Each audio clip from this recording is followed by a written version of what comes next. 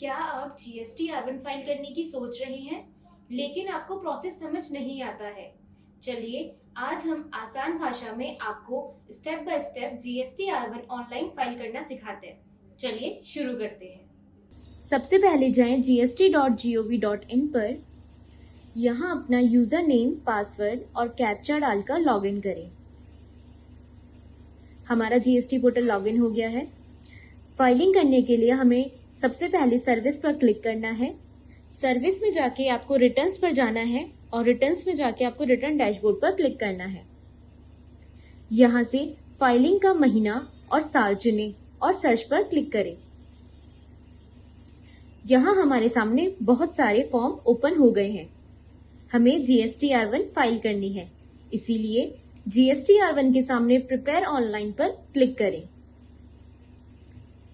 हमारा form open हो गया है, जिसमें हमें अलग अलग सेक्शन के अनुसार अलग अलग डिटेल्स भरनी है। तो चलिए इन सेक्शन वाइज टेबल्स के बारे में जानते हैं। सबसे पहली हमारी जो टेबल है वो है B2B इनवॉइसेस। यहाँ रजिस्टर्ड डीलर्स को की गई बिक्री की जानकारी हमें भरनी है। वहीं दूसरी टेबल हमारी है B2C लार्ज। 2.5 लाख से ऊपर की अनरजिस्टर्ड बिक्री हमें यहाँ भरनी है। B2C स्मॉल, छोटी राशि की बिक्री के रिगार्डिंग हमें जो भी जानकारी जीएसटी पोर्टल पर डालनी है वो इस टेबल के थ्रू हमें डालनी है। इसके बाद आते हैं क्रेडिट डेबिट नोट पर। अगर कोई नोट जारी किए गए हैं तो उसकी जानकारी हमें इस टेबल में डालनी है। अब आते हैं HSN समरी में। यहाँ प्रोडक्ट के HSN कोड के हिसाब से कुल बिक्री दर्ज करनी है।